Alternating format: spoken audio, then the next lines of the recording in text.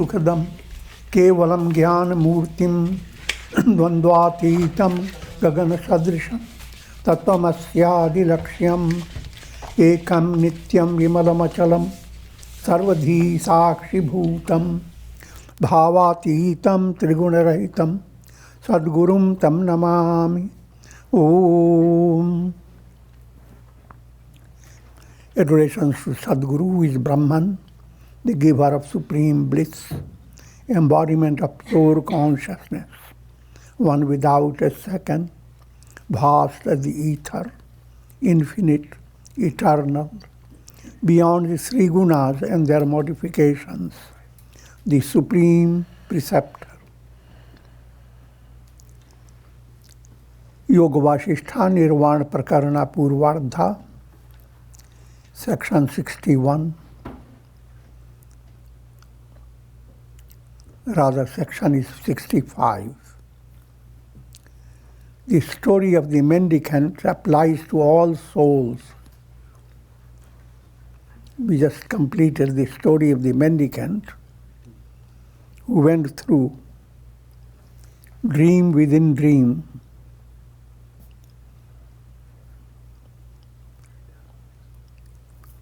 The mendicant who first dreamt he was a person known as Jivata. He lived in a city for a long time. One day, drunk, entered into dream, and he dreamt he was a Brahmana, devoted to spiritual rites. And then this Brahmana dreamt he was a great king. And this great king dreamt he became an Apsara. And Apsara dreamt that she became a deer. And the deer dreamt became a vine. And the vine dreamt became a black bee. And black bee dreamt became an elephant. An elephant became a black bee. And black bee ultimately dreamt becoming a swan. It's highly allegorical. We don't go after every personality. Simple point to understand is the artistic way of bringing wisdom to common mind in the world requires some artistic approach. The direct approach is easy, you see. You are Brahman. The world is mithya. Or the world is a long dream. It didn't make your mind so involved. But when you start saying, there was someone who was practicing austerity, but one day he got drunk and he started dreaming. And then in dream he became somebody. And later when he woke up, he went after all those personalities and shared his knowledge, make them enlightened. This is the story of every soul. Every soul is essentially Brahman. And if you are essentially Brahman, then you are enlightener of every soul.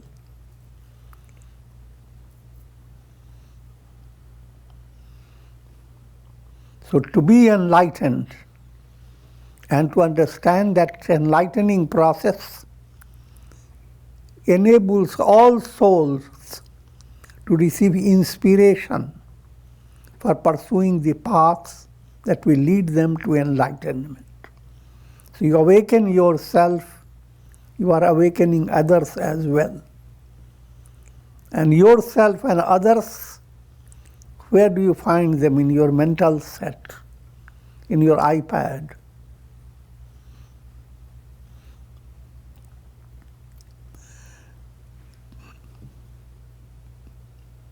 Vasistha continued.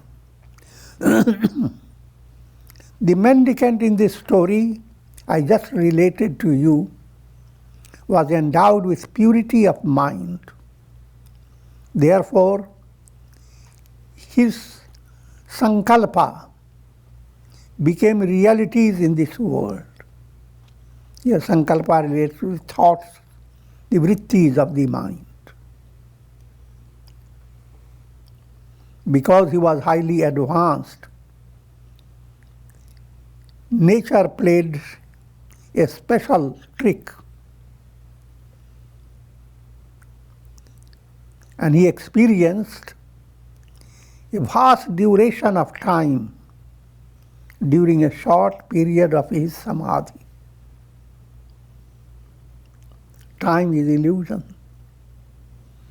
How extensive the time can be, that you can't imagine. You can allow the mind to work with how things would have been millions of years ago, how things will be in millions of years later. And you work out all the details, which is impossible. But all that you are allowing the mind to do is projections, cinema show projections creating lots of story. The reality is the screen. That screen is your consciousness, essential consciousness. Aham Brahmasmi. It is that has gone into, speaking allegorically, a long dream. This screen has as if lost its identity and gone into your cinema show. And the show goes on and on until you develop this passion towards the show.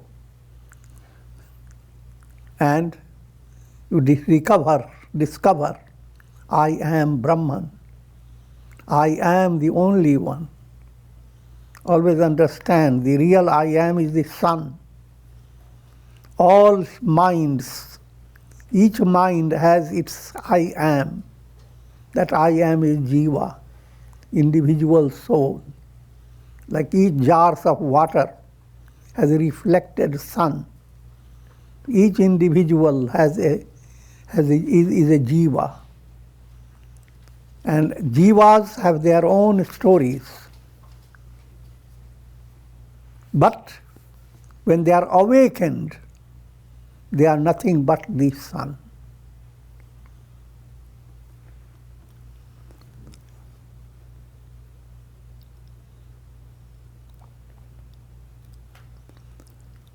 More in a simple way,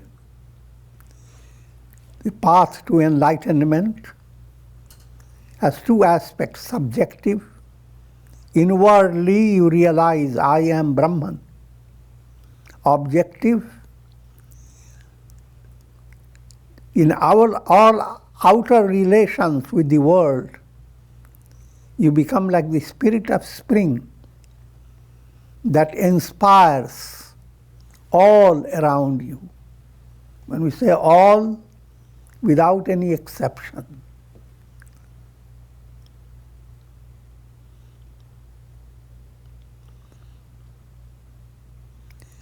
Because no one is separated from the universe, even for a moment. But that we hold off to in that direction.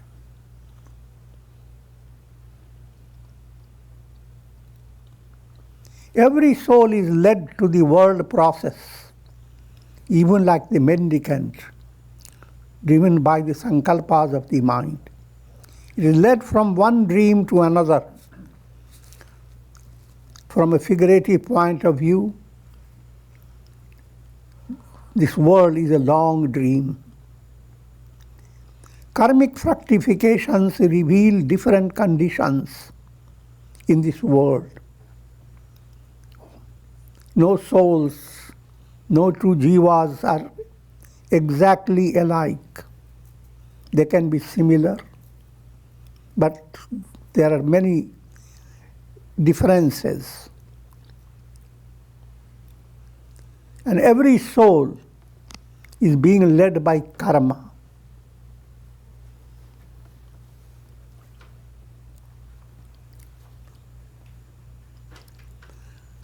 And karmas are defining your world, what type of world you are living in. Pleasure, pain, terror, and so forth.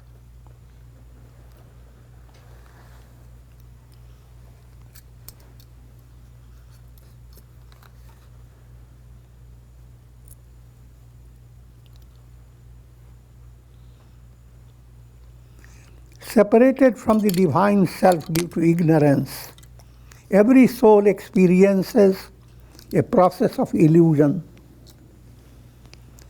like a dream within a dream. However, each soul must rise to the state of Shivahood. Jivatva must turn into Shivatva. Jivahood must turn into Shivahood. Just a change of J and S.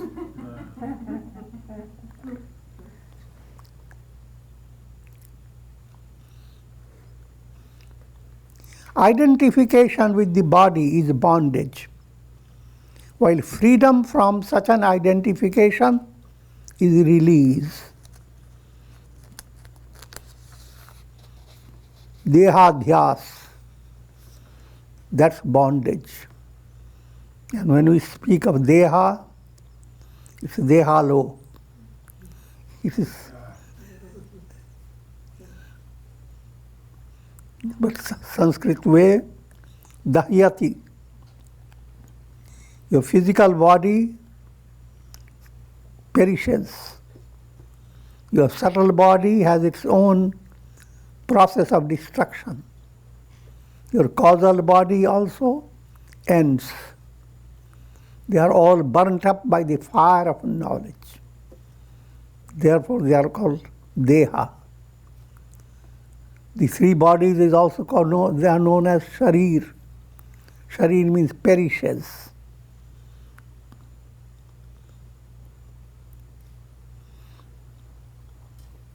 So as long as they were identified with body in three stages, physical body, subtle body, causal body. And this point is highlighted for sannyasis when they make a sannyasi vow, bhu sannyastam maya, thereby implying you are not the physical body. Bhu relates to practical realities. Bhuva sannyastam maya. That means you are not even the subtle body. Swa sannyastam maya, you are not even the causal body. Causal is a deep unconscious.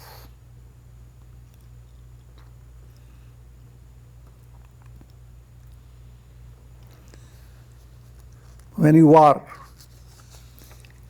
deeply involved with the three bodies, that's called bondage. And you are gripped by the cycle of birth and death. But when you are free, you are enlightened, then you have no longer body identity. Sri Rama said, "It's a great wonder that every soul experiences terrible dreams in the night of ignorance. These dreams appear so real to them. O sage, is there any person today who is like the mendicant whose story you have just related?" Rama is playing the part of enquiring sadhaka who want to hear more of that story. Yoga Vasistha said, "During this night, I shall cast my intuitive gaze into the three worlds to find such a mendicant. Tomorrow you will receive the information that you seek.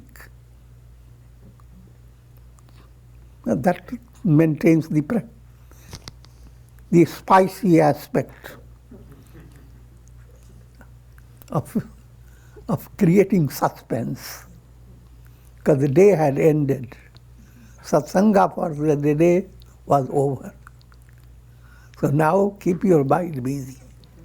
To next satsanga is going to be very interesting, intriguing.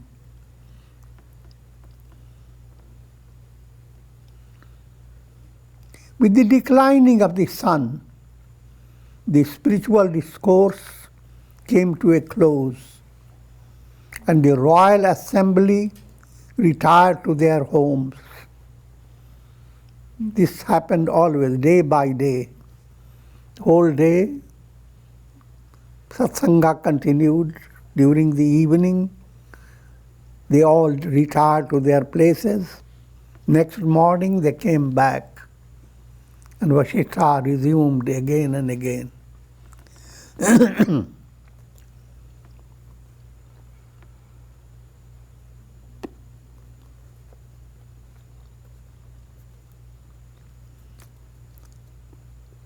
Section 66, continuing the same theme.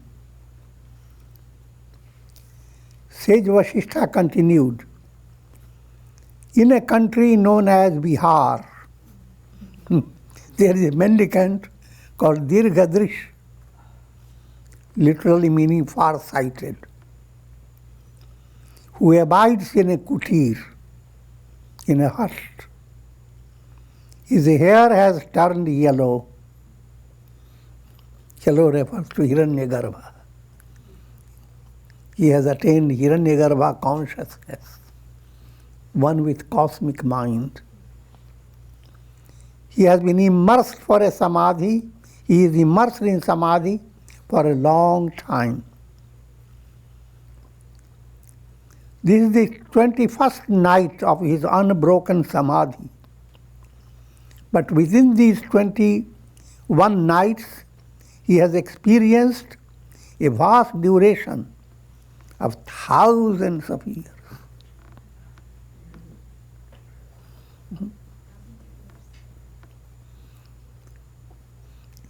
It relates to subtle points. Every individual who is suffering and going through lots of problems, essentially is that Dirghadrish. Essentially is you are like a sage somewhere that had entered samadhi. But to discover this sage identity within yourself.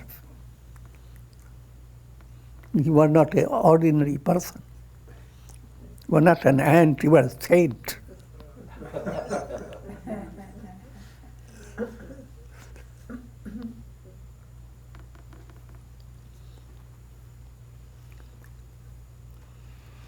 All the sages and Brahmins of this royal court are also, in fact, like the mendicant, having created all the suspense. Vasistha gives us simple answer that I don't have to look for it, because every soul matches up with the story of Jivata, or matches up with the story of Dirghadrish.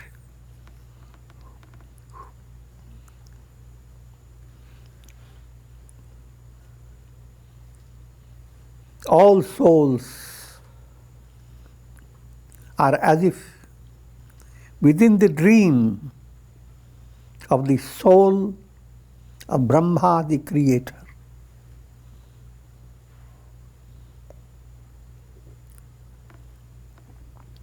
And thereby again I am relating to every soul is Brahman, the Absolute.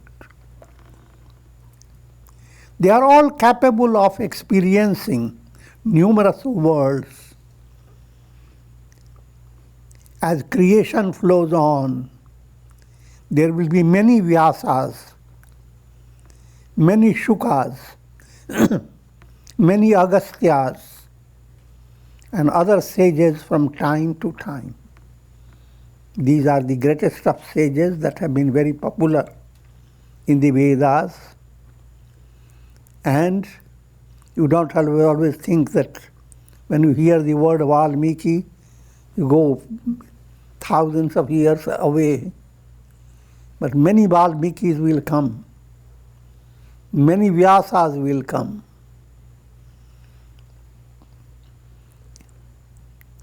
And all great sages and saints, many Buddhas, many Christs. How many? As many souls.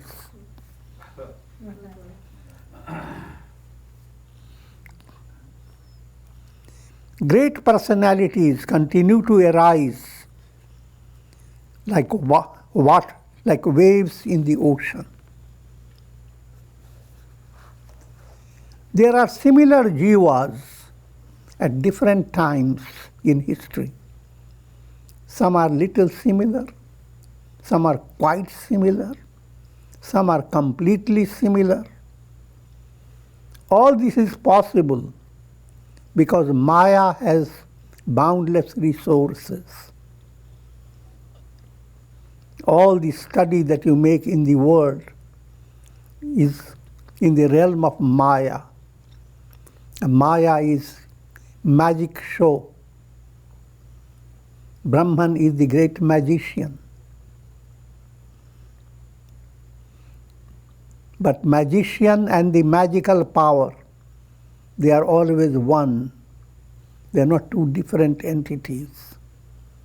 So Maya does not create a duality in the essential state. Always remember, this world is an appearance only. Time and space are illusory. They are nothing but concepts of the mind. Concepts of the mind means they are created by chitta vrittis, thought waves of your mind. You go to sleep. You lived in a world of time, space, with so many memories, so many troubles, so many problems your mind is working with. And go to sleep, and now suddenly you have a different world, a different time, space set. And nobody wonders about it. You simply slip into it.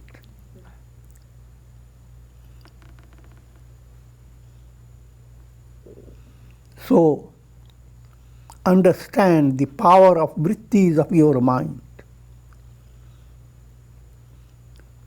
And reality is when all the vrittis are withdrawn. As long as the vrittis continue, there is cinema show. Projections continue. When vrittis are withdrawn, the show is over. If you are enlightened, then even while the vrittis continue to project, you have an awareness that all these projections are like Leela. You come to the status of Brahma, the creator, who creates the world, but he is ever aware that the world is an illusion, it's a show, magic show. So that's the difference between Ishvara and Jiva. Ishvara gets involved with creating, sustaining, destroying. But all three, do not delude them.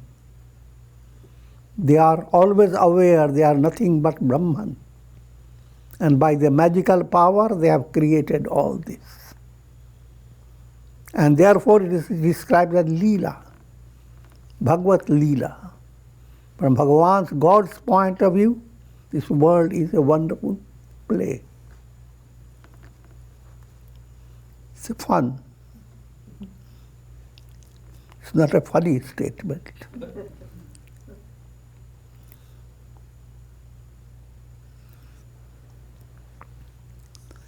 Section 67.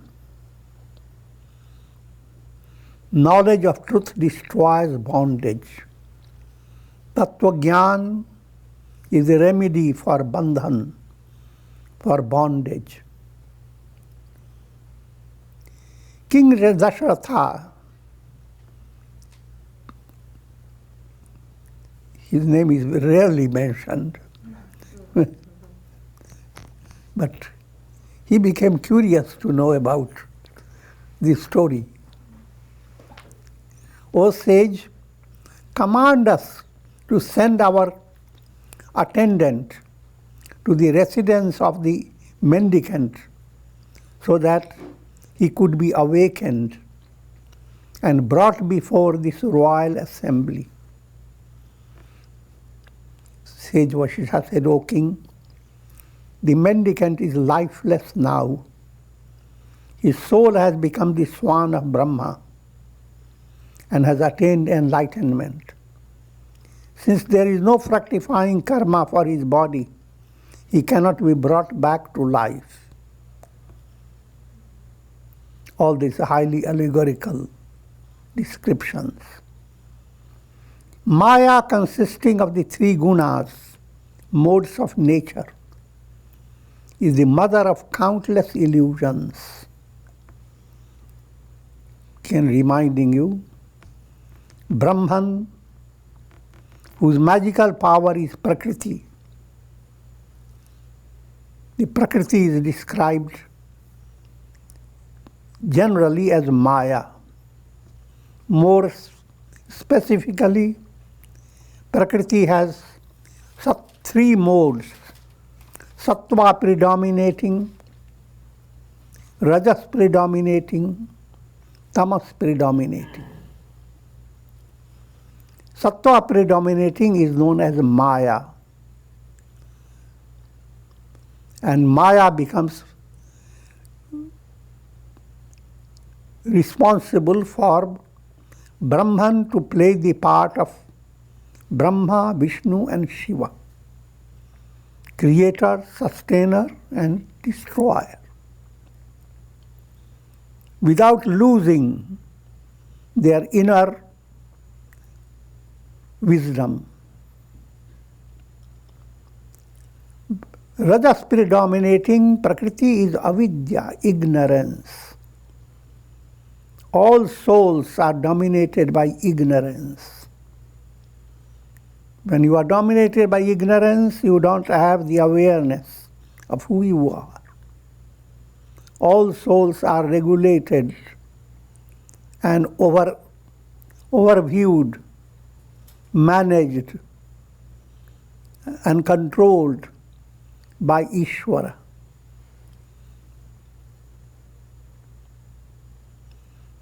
And the materials needed for the souls for their evolution, they come from the same Brahman, led by Tamasi Prakriti, Tamas, tamasic mode of Prakriti.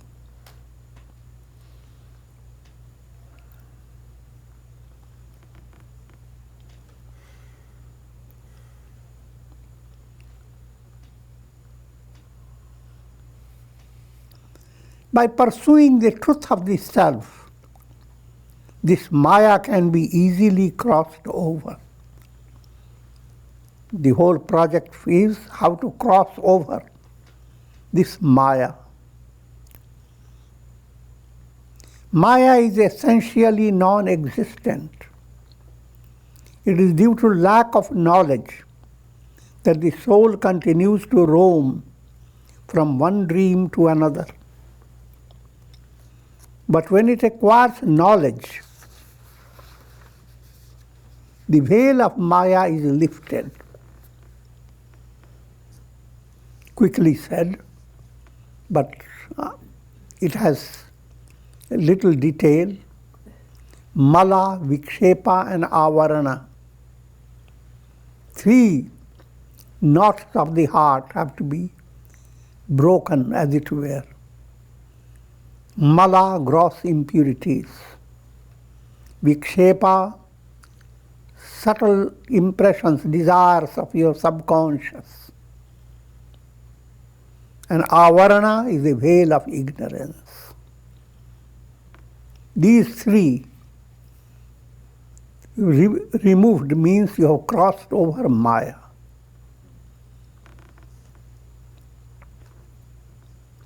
And this is a big project of your life. And the project is handled by integral yoga, karma, bhakti, dhyana and jnana. In practice, a rhythm has to develop in your daily life, backed up by profound faith. No matter how does the world move, no matter how many news break over your head, have time for your meditation, for your prayer, for your satsanga, for healthy food, for healthy association, and so forth. Create a skill in your life. So in spite of however the world is, you are continuing to pursue the process leading to integration of your personality, which is pointing to liberation. You are a reflected sun. Your goal is to realize, I am the sun. And if you are the sun, all the 3 modes of nature are transcended. You have grabbed nature and completely assimilated it. I'm joking, but allegorical.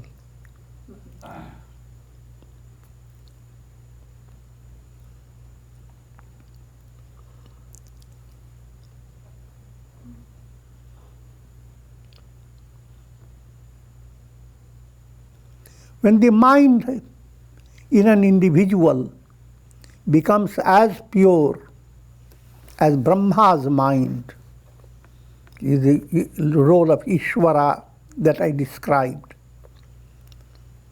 The whole creation is viewed as a mental world only, like ideas or dreams. When Brahma views the world as a dream, he is not caught by the dream. It's like you are in a dream knowing it is a dream. It is due to impurities of the mind that this dream-like creation is experienced as real. During samadhi, the intellect gives up its erroneous concept that the world is real. That's the project of samadhi and the project of integral yoga.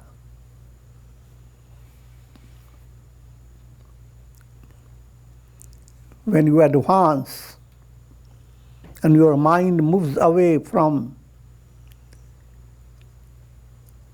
dhyana stage in Raj Yoga terminology, Vedantic terminology, Shavana, Manana, Nididhyasana. When you move away, which means when you have practiced Shavana and you have well assimilated, you have been well benefited by Shavana, the realm of Manana becomes more highlighted. Manana is a reflection. They go together. As you are listening, you are also reflecting. But reflecting is at a higher level. Listening is the first level. And when you go on reflecting, mind undergoes transfiguration. And now there is entry into samadhi, known as nididhyasan. Thought waves of your mind, they become reduced, aiding that function of the mind which is known as viveka buddhi, intuitive intellect.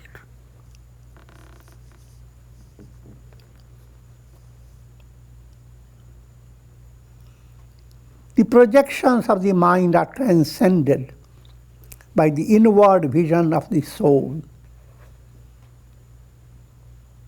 The world, therefore, ceases to enchain the soul that has attained enlightenment.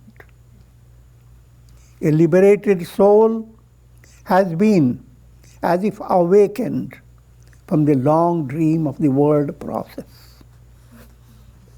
So, the story of awakening a dreamer is allegorical. All souls are as if in a dream world. And the spiritual project is to awaken every soul. Uttisthata jagrata. Wake up, arise. Uttisthata literally means get up, stand up, and arise, wake up.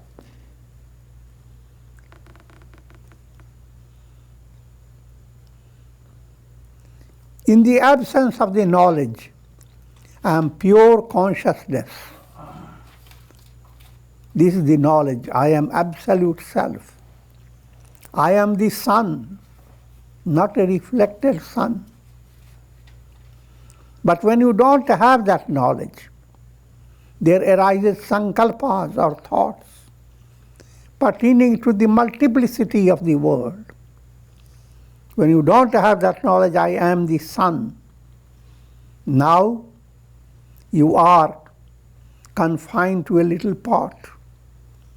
And if you raise your head a little out of your pot, you find countless pots in different spots.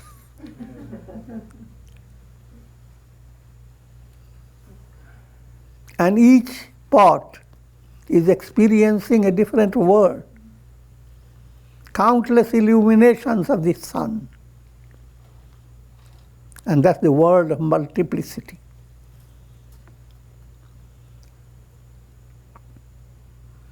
When the self is realized, all these sankalpas subside.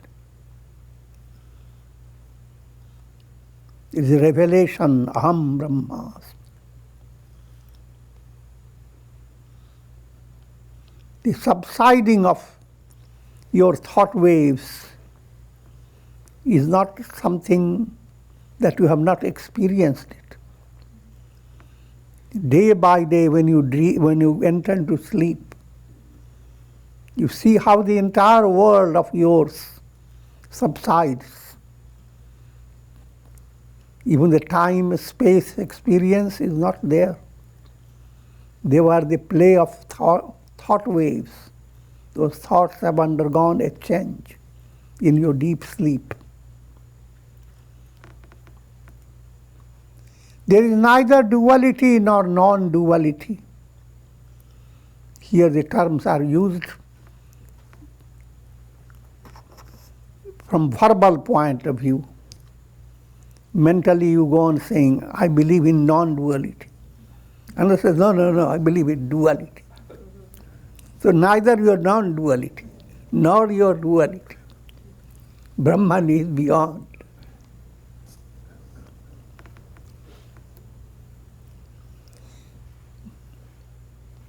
Non-duality and duality being concepts of the mind. Brahman or the absolute self alone exists. Thus, O Rama, abide in the self and perceive the fullness of the self within yourself, shining as a self-effulgent reality. So, awakening state is realizing I am the sun, as well as outside of yourself. Not only you are the sun, but all souls are potentially the sun. And therefore, automatically, your role will be awakening the souls. The best help you give to the world by helping yourself to attain enlightenment. Seems like a selfish movement. But to help yourself, you have to be an integral yogi, which will imply your action, emotion, will and reason to operate. And that operation is not alone by your selfish personality. Your selfish personality undergoes a big change.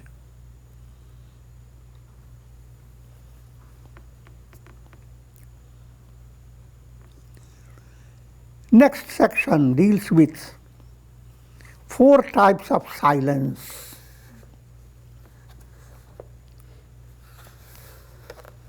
Sage Vasistha said, O Rama, observe the silence of deep sleep, called Sushupta Mavana. Easy to understand, in deep sleep you are silent. No verbosities. Having given up the fancies of the mind and having rid yourself of the impurities created by imagination, abide in the supreme abode of Brahman. Sushupta Mavana is here allegorically described as your goal, where all verbosities move away, all descriptions terminate, and there is absolute silence. Sushupta Mavana. Sri Rama asked, O sage, I am aware of Vang Mavana. Vang Mavana is silence of speech. Indriya Mavana, silence of the senses. When you practice pratyahar by controlling the mind and senses, that control stage is called Mavana.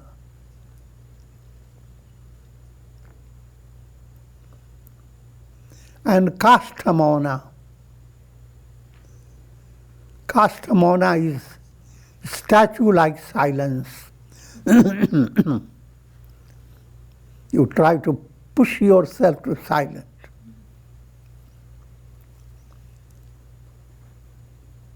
But I do not know what this Sushupta Mavana is.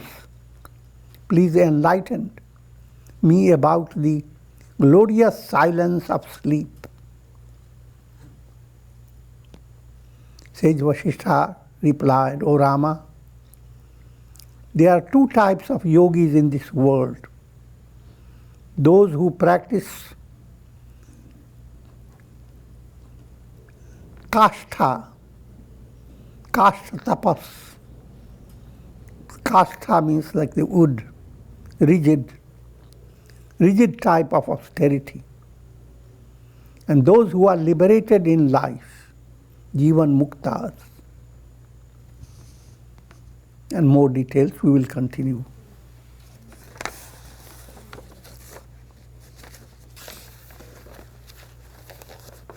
Om.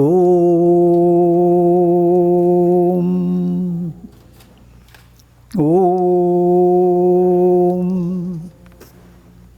Ram, Ram, Ram, Ram, Ram, Ram. Om Namah Shivaya. Om Namah Shivaya. Om Namah Shivaya. Om. Prayer for shower of Karunamayras, grace of God over all of you, with the blessings of Shakti, Bhakti and Mukti. Om Trayambakam Yajamahe Sugandhim Pushti Vardhanam Urvarukum Vabandhanan Mrityor Mukshiyama Mritat. Om Sarve Bhavantu Sukhina Sarve Santu Niramaya Sarve Bhadrani Pashyantu Ma Kashchit Dukhabhag Bhavet. Om Shanti Shanti Shanti. Hari Om Tat Sat.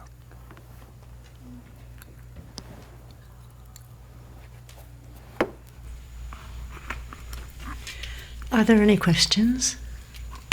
Sri Ram. Pranam, Gurudev. Gurudev, you described that even an enlightened sage has some vrittis, but he regards them as leela. So, and also in nididhyasana, there has to be a subsidence of vrittis before the intuitive intellect can reveal itself. So, is it a prerequisite to have almost near abolition of vrittis before you have a revelation? That you have to understand in a profound way. If vrittis are not there, how can you practice nididhyasana? So as long as you are practicing something, there is vrittis involved. But vrittis are not mala dominated. The vrittis are become purified. It becomes much more penetrating vritti.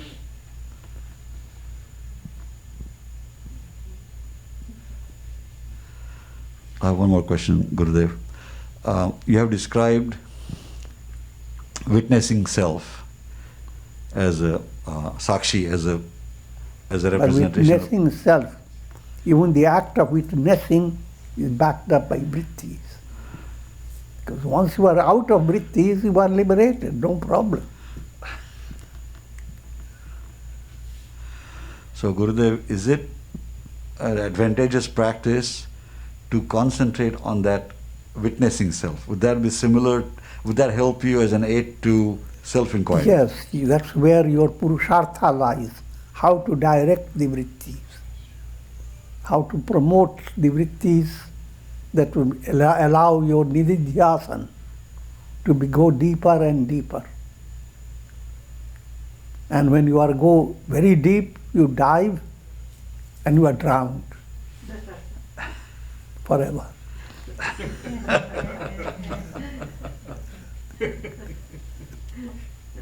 That's called sakshatkar. Thank you, Gurudev. And remember that next Sunday you can enjoy Swamiji's Easter message for this Holy Week.